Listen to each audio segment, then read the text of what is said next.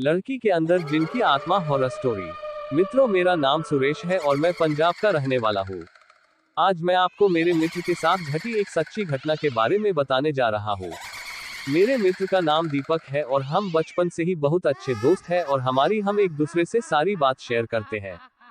हम जब कॉलेज में आए थे तब दीपक सगाई हो गई थी। वो उसकी मंगेतर से, जिसका नाम हिना था, से बहुत प्यार करता था और वो दोनों रात भर मोबाइल पर बातें करते रहते हैं। एक दिन की बात है, उसने मुझे बताया कि वो उसकी मंगेतर से रात को बात कर रहा था। दीपक ने उसकी मंगेतर को मिलने के लिए बोला, तो उसकी मंगेतर बदली हुई आवाज में बोली, तू ज्यादा मत बोल वरना तेरे को वही दफन कर दूंगी। दीपक एक बार तो ये सुनकर चौंक गया और फिर सोचा वो शायद मजाक कर रही होंगी। फिर दीपक भी उसको मजाक में बोला, क्या कर लेगी तू मेरा, चल देखते हैं। तो वो फिर बोली, आज रात देख तेरे साथ क्या होता है।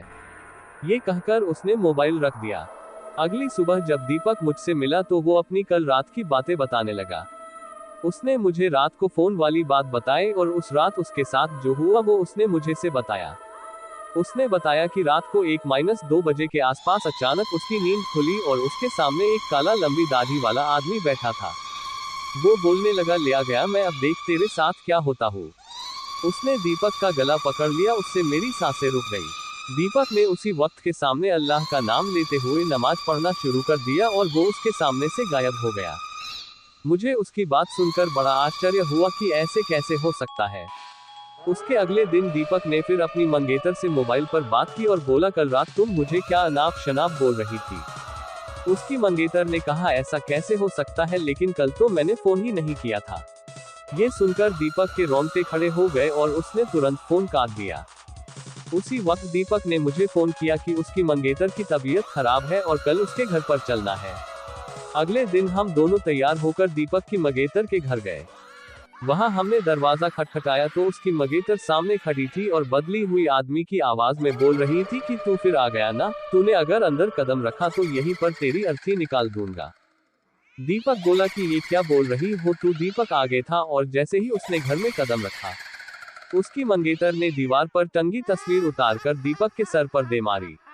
उसके सर से खून बहने लग गया। दीपक के ससुर और सालों ने उसकी मंगेतर को पकड़कर बिठाया। फिर उसके सालों ने दीपक के सर पर पट्टी बांधी। हिना के दादाजी ने बताया कि हिना को जिन का साया लग गया है। इस पर दीपक के ससुर ने उन्हें अपना मुंह बंद रखने को कहा। थोड़ी देर रुककर हम वहां से सीधे अस्पताल जाकर ढंग से पट्टी करवाए। उसके अगले ही दिन मुझे दीपक का फोन आया कि हिना की तबीयत बहुत खराब है और वो अस्पताल में भर्ती है। दीपक ने बाइक निकाली और हम दोनों जल्दी अस्पताल पहुंचे। वहां पर पहुंचते ही हमने डॉक्टर से हिना की हालत पूछी तो उन्होंने बताया कि उसकी हालत बहुत नाजुक है। कौन सी बीमारी है वो पता नहीं चल पा रहा है और उसके घर वालों को डॉक्टर ने दीपक को घर ले जाने को कहा। सभी हैरान थे कि ऐसी क्या बीमारी है जिसका इलाज डॉक्टर के पास भी नहीं है। फिर उसके घर वाले हिना को घर ले आए। हिना ने दीपक को बुलाया और कहा कि मैं अब ज्यादा दिन जिंदा नहीं रह पाऊंगी और तुम किसी अच्छी लड़की से शादी कर लेना। ये सुनकर दीपक की आंखों में आंसू आ गए और बोलने लगा कि मैं तुम्हें मरने नहीं दूंगा। फिर हिना के दादाजी ने उसको एक बाबा के पास ले जाने को कहा। हम उसको बाबा के पास ले गए और बाबा ने बताया कि इसको एक बुरे जिन ने जकड़ लिया है, जिसकी वजह से वो इसके शरीर को नुकसान पहुंचा रहा है। अब बहुत देर हो गई है। बाबा ने बताया कि इसका एक ही इलाज है। यहाँ से 100 किलोमीटर दूर एक दरगाह है, वहाँ इसका इलाज हो सकता है। और बाबा ने बताया कि इसके साथ वही इंसान जाएगा जिसे वो सबसे ज्यादा चाहती है। दीपक ने कहा कि मैं चला जाऊंगा, मुझे बाइक भी चलाने आती है। रात के 2 बजे दीपक और हिना दोनों बाइक पर निकल पड़े। लेकिन आधे घंटे बाद किसी का फोन आया कि दीपक और हिना का एक्सीडेंट हो गया है और वे मारे गए हैं। ये सुनकर मेरा रो रो कर बुरा हाल हो गया। मेरा सबसे करीबी दोस्त अब इस दुनिया में नहीं रहा।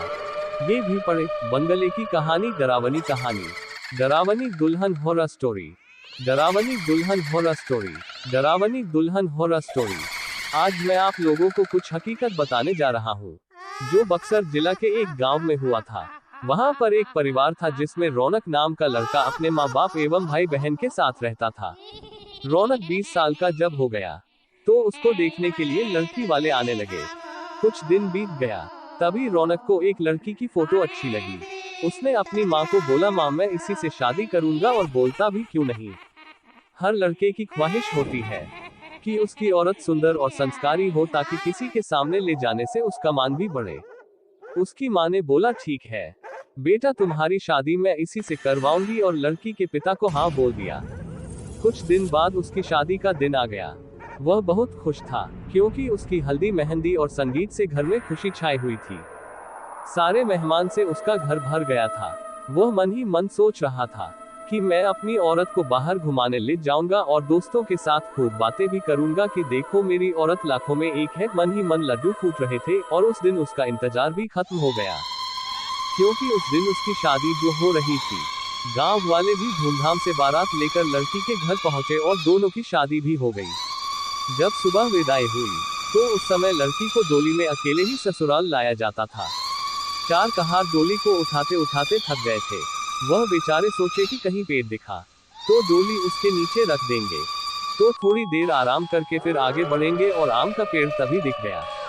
वह लोग डोली को रखकर पानी पीने लगे, और बोले कि बहू अगर आपको भी प्यास लगी हो तो पानी पी लो। बहू ने कुछ नहीं बोला, और चारों की थोड़ी सी आंख लग गई। तभी उस पेड़ की चुड़ैल नीचे उतरी और दुल्हन को मारकर उसके अंदर आ गई, और डोली में बैठ गई, क्योंकि दोपहर का समय था। थोड़ी देर बाद वह अपने ससुराल आ गई। लोग चार होने के बाद जब रात हुई, तो रौनक अपने कमरे में गया। जब वह अपने बिस्तर पर बैठकर दुल्हन से बातें कर रहा था, तभी उसे जोर से प्यास लगी। उसने कहा, मैं पानी पीकर आता हूँ। दुल्हन ने बोला, आप बैठो, मैं पानी दे रही हूँ। इतना कहकर उसने अपना हाथ लंबा करके कुएं से पानी निकालकर उसको दे दिया। इतना देखते ही रौनक जमीन पर भद्र से गिर गया और बेहोश हो गया। थोड़ी देर बाद जब उसे होश आया, तो उसने अपने सामने घूंघट में छुपी चुड़ैल को देख लिया और भागने की कोशिश करने लगा। तभी उस चुड़ैल ने बोला, आप भागो मत, मैं आपको मारूंगी नहीं, और अब मैं आपके साथ रहूंगी भी नहीं। नहीं तो आप जीवित नहीं रहोगे, क्योंकि आपने हमारा चेहरा देख लिया।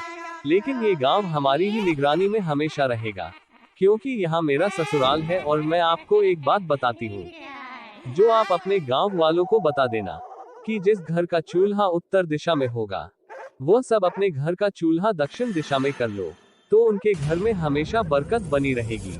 इतना कहकर वह गायब हो गई। शास्त्रों के हिसाब से माना जाता है कि दक्षिण में अक्सर भूत प्रेत निवास करते हैं, लेकिन ऐसा करने से आज भी उस गांव में कभी भूखमरी या फिर कोई बीमारी जल्दी नहीं स्टा। वहां पर सब हंसी खुशी रहते हैं। दोस्तों, हमारे वीडियो को लाइक और चैनल को सब्सक्राइब जरूर कर दी।